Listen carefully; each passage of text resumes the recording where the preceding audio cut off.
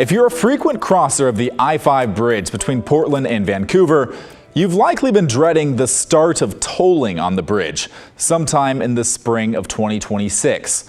But this week, that timeline changed, and it is a bit of good news on this Friday. It's our big story tonight.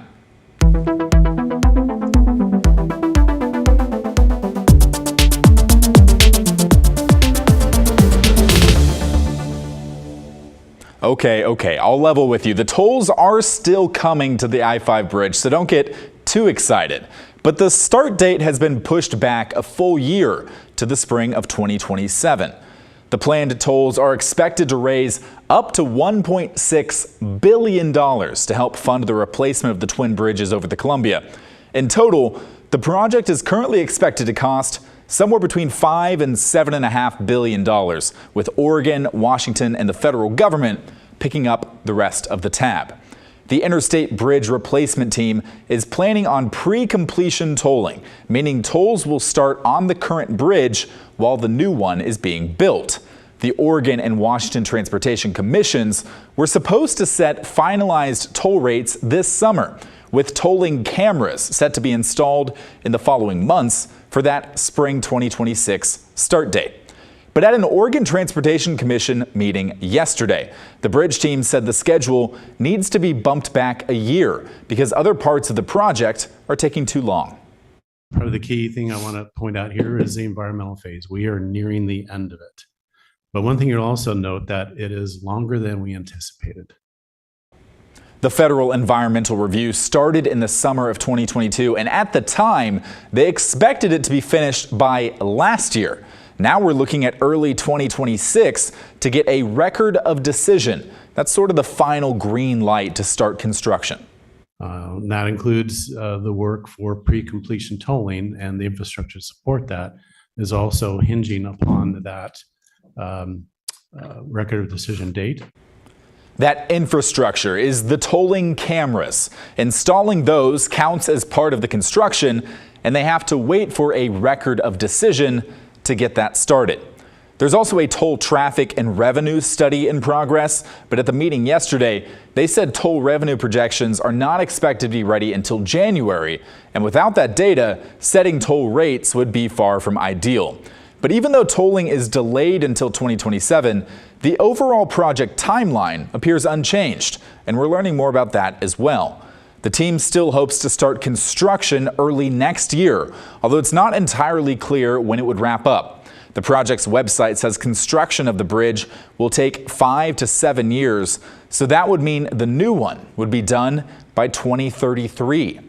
During this week's meeting, they mentioned a 15-year timeline for the entire project, which includes extensive changes and upgrades along more than 4 miles of the freeway near the bridge. But the bridge work will come first. It would take a lot less if we could actually close the interstate and build the whole program. But I think when I asked the director if we could do that, he said no, and he's right. So we need to maintain three through lanes of traffic in each direction during construction to keep the goods and services and people moving through this corridor. And that means you have to break them up into packages that are constructible, that are biddable, that can maintain competition, that manage interfaces in a way that minimizes our risk, and quite frankly, meets some reasonable level of cash flow to build a program. One word of caution before you start celebrating the toll delay. Hold on here. Waiting another year could mean the toll rates are even higher when they do start up. These are the 4 tolling scenarios that the commissions voted to review through that toll revenue study. They map out different toll rates depending on things like how much revenue needs to be raised and how much the toll should increase each year. They include some placeholder toll prices from $1.55 to $4.71, depending on the scenario.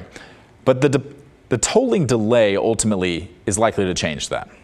You'll notice that all of these numbers, each of the scenario in the upper left, it says $2026. So right now, one of the first things that the Bi-State Toll Subcommittee is going to be dealing with is with tolls shifted out from 26 to 27 opening day. What does that mean for the initial rates? That's $1.55 to $4.70 one way, to clarify. And keeping the starting toll rates the same would lead to a 2% drop in revenue, they explained. They proposed making up that gap by hiking the starting toll rates by 5 cents. So depending on which scenario they ultimately pick, now we'd be looking at a minimum of at least $1.60 and a maximum of up to $4.75 one way to cross the current bridge starting in spring 2027. Once the tolling study is finished and the 4 scenarios are refined, there will be a public comment period probably about a year from now before the commissions set the finalized toll rates, so you'll have a chance to weigh in. But no need to wait a full year. We'd love to hear your thoughts right now. Are you relieved to see the tolls delayed to 2027? What do you think about those placeholder prices? Would all of this affect your decisions on how often you cross the bridge? Email the story at kgw.com or call and leave a voicemail 503-226-5090.